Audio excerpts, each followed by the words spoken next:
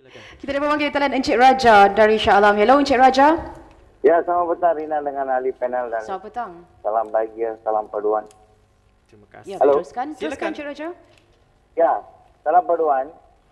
Ya, Halo. silakan. Salam Ya, perpaduan, Cik Raja. Silakan. Silakan. Okey. Saya nak tanya pasal petrol ikan. Bila tu lebih kurang dalam 10 tahun dulu, kita nak kibarkan jalur Gebilang berata-rata tempat boleh tengok kita dalam kereta ke apa semua. 10 Pasal tahun dulu. apa sekarang tidak orang nak jalurkan kibar Gemilang itu dekat kereta ke atau mana-mana pasal Aha. bila kita dah jalurkan Gemilang ke kereta mana-mana, dia akan politikan. Kita akan support pada parti-parti yang ruling sekarang tu. Kita bukan gibarkan untuk parti, kita gibarkan untuk negara. Mana boleh dia akan di ruling parti boleh cakap kita akan support pada parti-parti yang ruling sekarang tu. Mana ada? Lagi satu, paduan itu kita nak tengok rata-rata tempat. Kalau kita berbanding dengan 20 tahun dulu ataupun 30 tahun dulu, kita nampak itu paduan itu ada dekat tempat-tempat kerajaan yang ada tempat itu merata ada kaum-kaum 3 kaum. Tapi masih sekarang itu sudah dikurangkan. Ya. Boleh jawab ahli panel? Okey. Terima kasih. Sudah kita boleh Terima ada kasih pemanggil lagi? Encik Raja. Kita ada seorang lagi pemanggil Okey. di talian untuk waktu ini. Baik. Hello Encik Daniel dari Bangsar. Hello. Ya, saya. Assalamualaikum. Waalaikumsalam. Salam. Selamat sejahtera. Okey. Saya nak tanya, ini penjelasan daripada YB Zul ya. Ya. Okey, daripada hujah-hujah yang diberi oleh YB Zul sejak awal siaran tadi, seolah-olah macam menjurus kepada perpaduan dan integrasi. Tetapi hakikatnya kalau kita lihat daripada akhbar, daripada siaran-siaran media massa, yang parti-parti pembangkang ni seolah-olah macam against yang apa yang kerajaan pemerintah BN kita buat. Seperti mereka nak boycott lah apa ni program-program kemerdekaan. Jadi ini satu yang bertentangan dengan apa yang YB Zul hujahkan sebentar tadi. Okey. Jadi saya mohon penjelasan daripada YB. Dan satu lagi yang saya tak faham. Mengapa tak pastilah perkara itu berlaku atau tidak. Mereka yang NGO bersih ingin melakukan perhimpunan janji bersih pada malam ni. Mengapa mereka harus melakukan satu perhimpunan yang berasingan dengan yang apa kerajaan nak buat? Kenapa tidak mereka join sekali apa yang perarakan ke, perhimpunan ke yang akan dilakukan oleh kerajaan kita, seperti kalau perarakan kita akan ada di Dataran Merdeka. Ya, baik. Dan perhimpunan mungkin sebelah petangnya akan berada perhimpunan di Stadium Nasional Bukit Jalil. Jadi saya mohon penjelasan daripada YB Zul. YB Zul. Sekian, terima kasih. Terima kasih. Baik.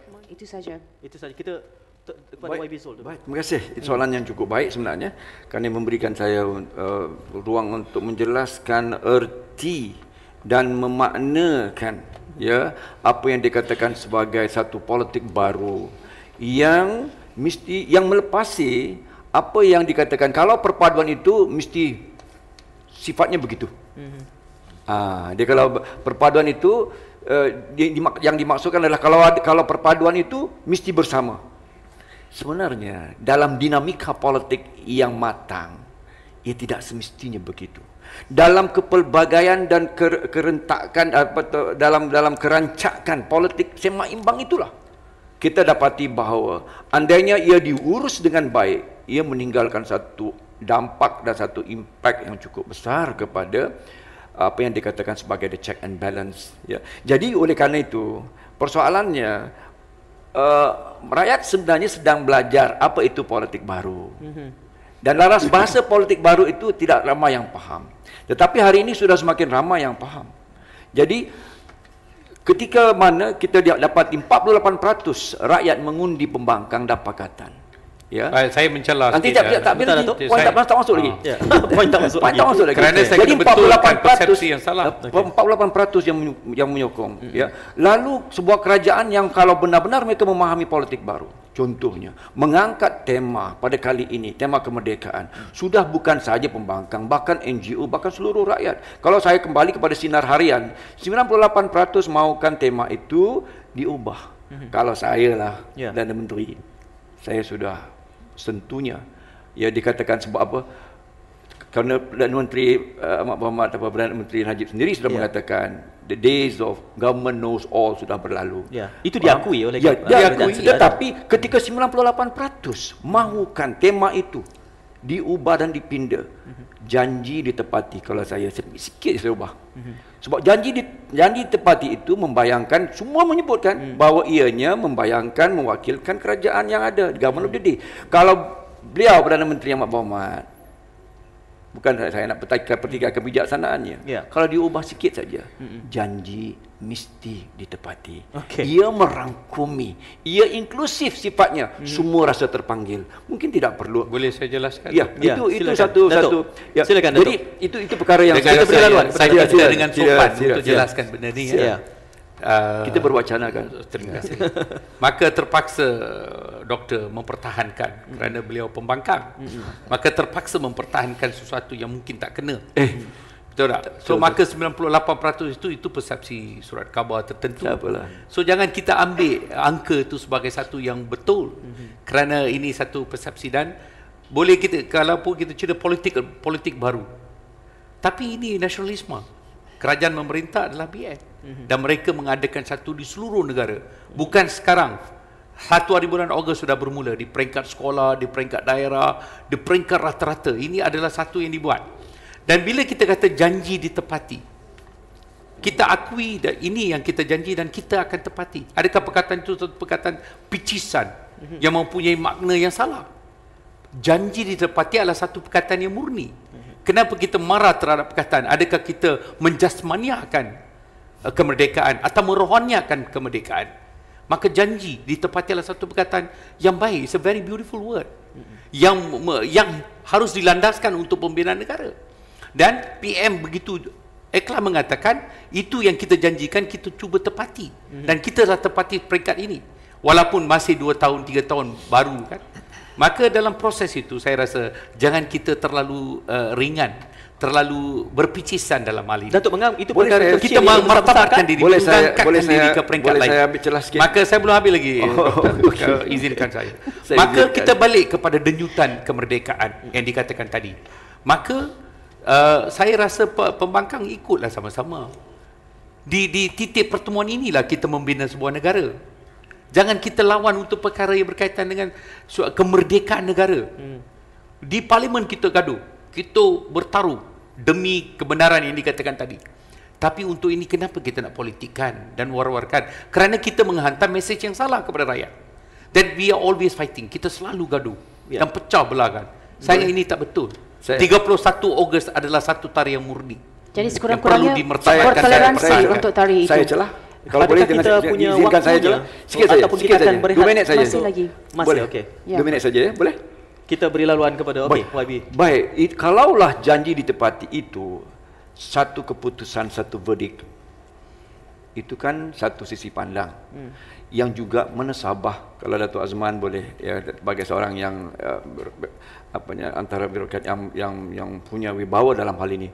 Kalau ianya disebutkan janji ditepati sebagai satu verdict yang seolah-olah segala janji telah ditepati, kan memerlukan pemeriksaan dan assessment penilaian. Oleh kerana itu saya mengatakan kalau dipusing sikit saja janji mesti ditepati, jauh lebih murni. Kenapa? Kerana dalam 55 tahun merdeka hari ini, negara yang merupakan negara antara paling kaya di atas muka bumi ini, by the World Bank recognizes kita sebagai negara yang punya resource per capita. One of the richest country. Tapi doktor, saya bermain dengan kemungkinan 40% ketua isi rumah negara kita ini hanya punya pendapatan kurang daripada RM1,500 sebulan. Jurang kaya miskin semakin melebar. Intra dan interkaum.